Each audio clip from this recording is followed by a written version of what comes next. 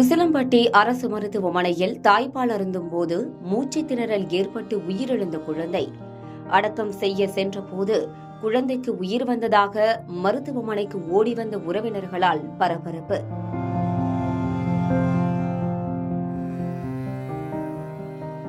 மதுரை மாவட்டம் உசிலம்பட்டி அருகே எருமார்பட்டியை சேர்ந்த ராஜா ரியா தம்பதிக்கு கடந்த 3 தினங்களுக்கு முன்பாக ஆண் குழந்தை பிறந்துள்ளது. உசிலம்பட்டி அரசு மருத்துவமனையில் அனுமதிக்கப்பட்டு அறுவை சிகிச்சை மூலம் ஆண் குழந்தை பிறந்த நிலையில் இன்று தாய்ப்பால் அருந்தும் போது குழந்தைக்கு மூச்சு திணறல் ஏற்பட்டுள்ளதாக சொல்லப்படுகிறது. மூச்சு திணறலால் குழந்தை மயங்கிய நிலையில் குழந்தை தூங்குவதாக நினைத்த தாய் நீண்ட நேரமாக அசைவின்றி கிடப்பதைக் கண்டு அதிர்ச்சியடைந்து மருத்துவர்களிடம் தெரிவித்துள்ளார். விரைந்து வந்து குழந்தையை பரிசோதனை செய்த மருத்துவர்கள் ஏற்கனவே குழந்தை இறந்துவிட்டதாக தெரிவித்தனர்.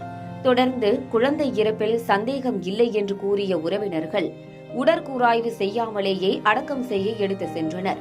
அப்போது செல்லும் வழியிலேயே குழந்தைக்கு மீண்டும் உயிர் வந்ததாக குழந்தையை தூக்கிக் கொண்டு மருத்துவமனைக்கு ஓடி வந்ததால் பரபரப்பான சூழல் ஏற்பட்டது. உறவினர்கள் கேட்டுக்கொண்டதன் பேரில் மீண்டும் குழந்தையை பரிசோதனை செய்த மருத்துவர்கள் குழந்தை உயிரிழந்ததை உறுதி செய்தனர். தொடர்ந்து ஏமாற்றமடைந்த பெற்றோர் மற்றும் உறவினர்கள் கண்ணீரோடு குழந்தையின் உடலை அடக்கம் செய்ய கொண்டு சென்றனர். இந்த சம்பவத்தால் உசிலம்பட்டி அரசு மருத்துவமனையில் பதற்றமான சூழல் நிலவிய நிலையில் பிறந்த சில நாட்களே ஆன இளம் குழந்தைகளை கவனத்தோடு பராமரிக்க வேண்டும் என மருத்துவர்கள் அறிவுறுத்துகின்றனர்.